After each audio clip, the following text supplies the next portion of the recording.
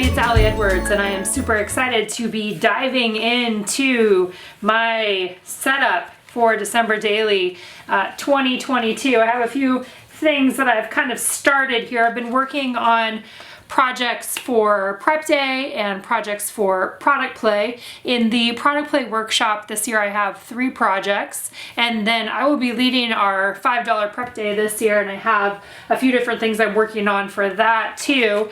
As I begin my foundation pages this year, I wanted to kind of share a little look at where I'm going and just tape a little bit of it here for you. First thing, I'm planning on adding in one of the envelopes. I've got some really nice May Arts black and kind of a cream or beige ribbon that I think goes really nice with the colors that we have happening this year. I'm going to be adhering this into the front of my album with red line tape. I always like to have something inside the album like this that can hold whatever ends up needing, whatever I end up needing it to hold as the month goes along. So that's one of the things that I'm going to do today. As soon as I got the supplies for this year, I knew that I wanted to start off my album with this transparency as the first page. And then I've been thinking a ton about circles. We've got some circles in the main kit. I love these felt pockets with the little circle journal cards in there, and I think that this is what I'm going to use for my reason why. What I ended up doing was I took some of the pattern paper. I'm really trying to focus on including lots of pattern paper this year. I'm feeling that vibe. I actually put this on my silhouette, or through my silhouette, and I'll give you guys the file for that. It's set up for the circle to be perfectly is in quotations, in the middle of our pattern paper. So that's how the silhouette file is designed. If you don't have a silhouette file, I believe this is a 7-inch wide circle. I'll also just give you guys a PDF of a 7-inch size circle, which you can then print out and use as a template if you like this look. What I'm wanting to do here is create a window. You can see that I already have a couple pieces of vellum here. I've been working on a variety of projects, so I don't have a ton of the full sheet pieces of vellum or transparency from the supplies that we offered this year, so you might have something different that would work well in there. What I'm looking at doing is just probably kind of a combination of these in one way or another, the bokeh with the white reindeer sorts of pieces here. So this is going to get adhered on the inside. I did 2 pieces of pattern paper. I'll show you the other one in just a minute for these to be back to back to create this window. I'll be writing my reason why on the inside there. And then when you turn the page here, I've got the ho ho ho pattern paper. And again, these kinds of ideas like this, you can use whichever patterns are speaking to you. You know, what do you want to have in your own project? And then on the back, what I'm going to do is probably put, this is a 4-inch circle here, this one that I already have punched out. I'm going to put something on the back here, probably not another one of the felt pockets. I think I'm going to use those later in the album. But I did something like this earlier at the beginning of the year for our Begin story kit that I put in one of my albums for this year. Is basically like a table of contents. And so that's what I want to do here. I'm going to do 1 through 24. I think, I don't know yet. Maybe I'll do through 25. If I do through 25, I'll probably add Celebrate on this side, and then all the rest of them would be on the back. So 13 through 25. Does that make sense? I'll have to count. Though it'll be a little bit off on the counting because obviously 12 and 12 is an even number, which equals 24. But I'm not sure yet. Something about that is going to happen. Anyway, I'm using one of the pattern papers from the Liz Tom and Aha kit. This is the floral. I love this pattern so much, so I definitely wanted to incorporate it into my album. I'm going to punch holes along the edge. This will be a table of contents page. So throughout the course of the month, as I do a story or as I tell a story, I'll write it on here, like kind of, you know, it'll be like gratitude, or it'll be putting up the tree, or, you know, just something like that, something that I can add something to here. And then what I need to do next is pick another pattern paper that I'm going to have on the back side. I haven't done this yet. I'm using pattern paper both from the main kit and the extra pattern paper pack. So I'm kind of thinking I might want to do another black one. As you guys know, it kind of gets crazy with all of the things here. Maybe even maybe this guy on the back. You can see I've already used part of this one in another page that you'll see later on. But what I wanted to share today is just kind of the beginning places, right? What's my title page? I'm going to do this table of contents, which is going to be a front and a back. I think this is probably the one that I will use. So this will be going on the back of this particular page. And then I will move into my first day. Well, my story number 1 will be on this page over here, or might be on the back of that. So I haven't figured that part out, but this is what I'm working on today. So I wanted to just bring you guys along with me as I begin this process of setting some pages up in advance. As always, doing this kind of work is completely up to you. If you want to put something together in advance, if you don't want to, that's completely fine as well. This isn't a requirement for this project. I just find for myself that I like to do some of this work in advance. It actually brings me joy during the season. It brings me joy to have some of the things set up ahead of time so that I'm not coming to a blank page every day when I tell my story. That's one of the things that I really like. And so I have other pages already that are completed in here that are for product play workshop, and a couple things for prep day too. All right, I'm gonna dive in and complete these pages with you here today, and let's do this. Hey, I'm Allie, and I'm actually the person that has been talking to you from behind the camera. I just wanted to hop on here really quick to let you know, just especially if you're brand new here, a little bit about how I do these videos. One of the things that is important to me as a teacher is for people to see the process, not just the end result, but the actual process. So when I film videos like this, I am taking you along with me for the ride, where I change my mind, or I will make a mistake, or I'll change directions, or I will make things up as I go along. So, and sometimes when you watch people's process videos, they are showing you just the finished, how to get to the finished place. I'm showing you how to get to the finished place, but I'm also showing you kind of all the ups and downs and thoughts that went into it along the way, with the idea being that that will help you in your own decision-making process in these sorts of creative projects. So I just wanted to give you a heads up about that, and thanks so much for being here. Let's keep going. All right, so diving right in here, I am beginning by adding in the envelope here. This is from the envelope bundle. I'm using red line tape. That's going to be just go right on the inside cover. I'm also using some really pretty black and cream ribbon from May Arts. I actually have a project that is going to go inside of that envelope if you're participating in our prep day that's coming up on November 12th. If it's already passed, you can still join in. It's a $5 day. We do all kinds of fun projects, inspiration, tips, ideas, things for getting ready or working on past projects. And I have a little notebook that I am putting together that is going to live in that pocket. So just heads up on that. Next up, I am now working on this die cut page. So again, what I did is I created a 7-inch circle, and you can do this on your own. You can print out the PDF that I have. You can cut it on your silhouette. I mainly wanted a giant big circle in the middle of my page for my intro page.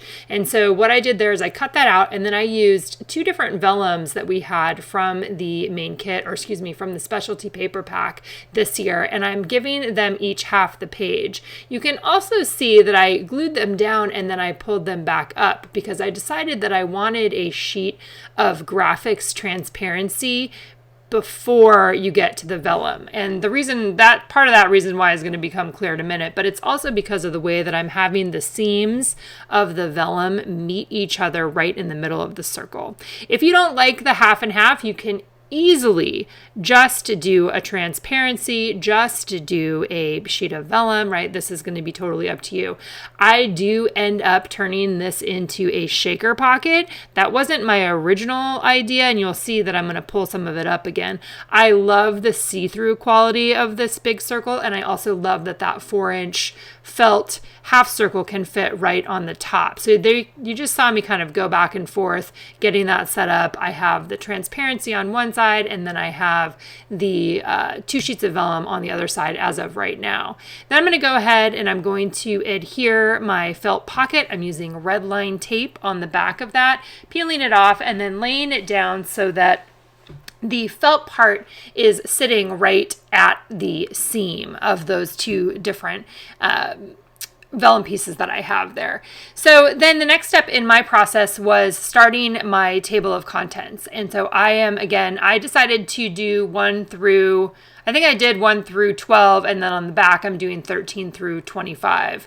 And so I laid these all out. This is one of the pattern papers from the Paisley Press mini kit. You can use whichever paper you might have available to you, no matter what size project you're doing. Again, these labels are from the main kit. They have gold foil around the outside, and I'm planning on using them as my table of contents. So the next step in this process was simply adhering each one down. In general, when I'm doing something like this, I like to adhere the top one first and then the bottom one second. And then I kind of start filling in from there. In this case, I think I did a few of the top ones first, and then I went back down to the bottom, just kind of constantly being, partway aware of how much space I have and what the distance between each of those different labels is. It's not perfect, but I felt like it was good enough in the end. And so I'm doing this on this side here, and then I will be repeating the process on the back side. But I had a couple of other tasks that I wanted to do before I got to that part that you're going to see here in a second.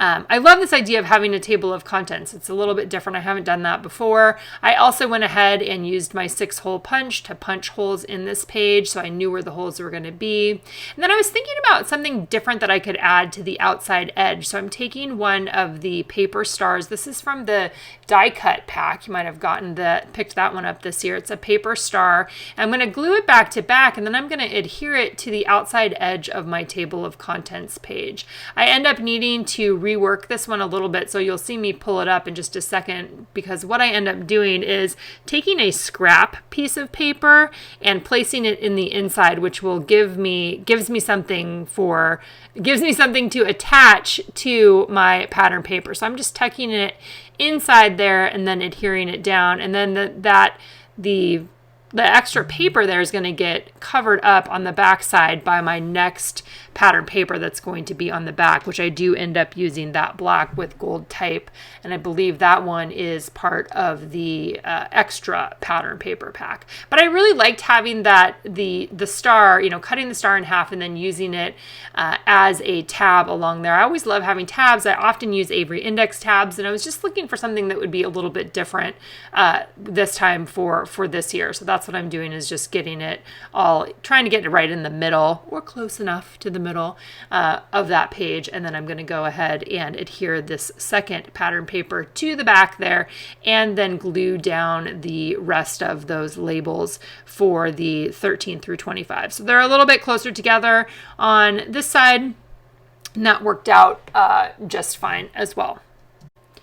Next, I'm just going to follow the same process that I did on the first page there, where after I adhered the pattern paper to the back, I'm going to lay out all of the labels. I'm going to try to get them generally in the place that I want them to be, and then I will pick them up one at a time to adhere them onto the black with gold type pattern paper. Any of the pattern papers, I looked at a bunch of different ones. I looked at the Believe one, I looked at one of the red ones. Any of them will work here. I think it's just kind of up to you and what kind of pattern you want to work with. You could also have white cardstock, or you could have an old Christmas photo or something else, right? Just some sort of background on there.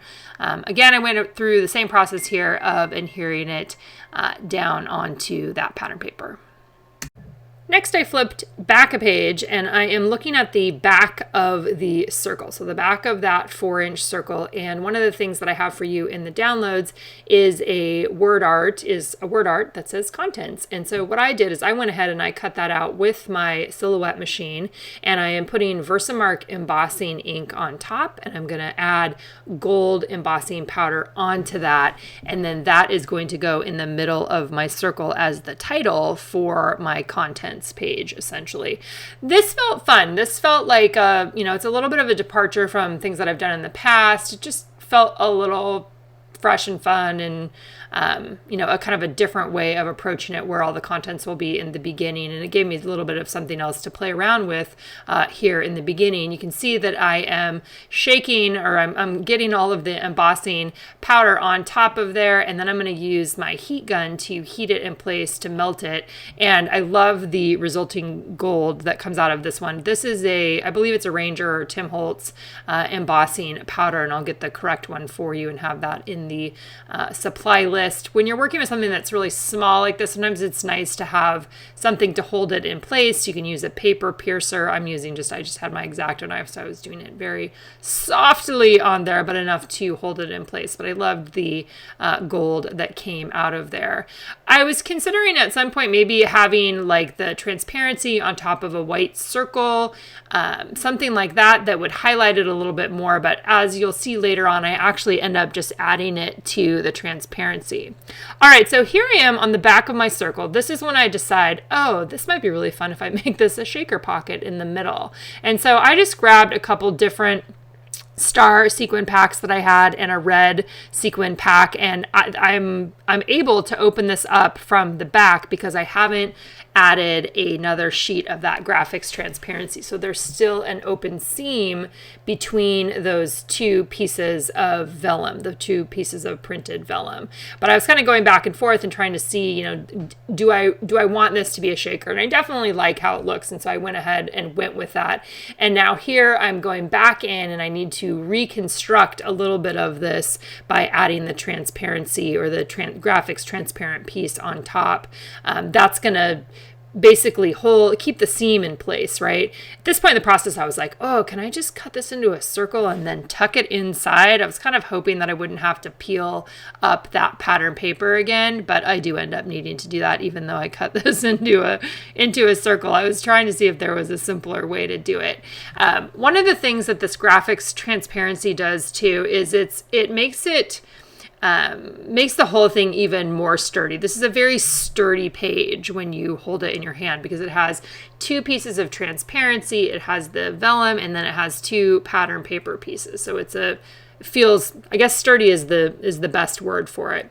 Here's where I was trying to just tuck it in, see if I could just tuck in the graphics transparency there, but instead I'm going to need to pick it up or pull it up from the back and then add it down on there. But that's going to keep everything in place. And then on top of that is where I will be adding my the word contents, and then I'm going to add a couple other things on there as well. So you can see here where I'm just pulling it up. I pulled it up as far as I had to and then just tucked the circle inside. That's going to keep all of those sequins essentially in place because I do have adhesive around the outside edges. I love circles, man. I love cut out circles too. So I was really happy with how this turned out. I think, you know, there's lots of different pattern paper options that you can use for this. And so I think it'll be fun to see different takes on this one based on what pattern papers people choose to use, or, you know, different transparency or different vellum. I also chose to run this through my sewing machine. So I took it over to my sewing machine. I have red thread on there right now as we move into this season. And I just went slowly around in a circle, partly because I wanted to make it very apparent to those sequins that they needed to stay in their place. So that was what I did there. Then the next part there was coming back to this, is adding on that gold, the embossed gold word there, contents. I'm going to add that on, and then I will also be grabbing 2 of the number 2s from the stickers in the main kit and putting those on there for the year, right, for 2020. Or 22.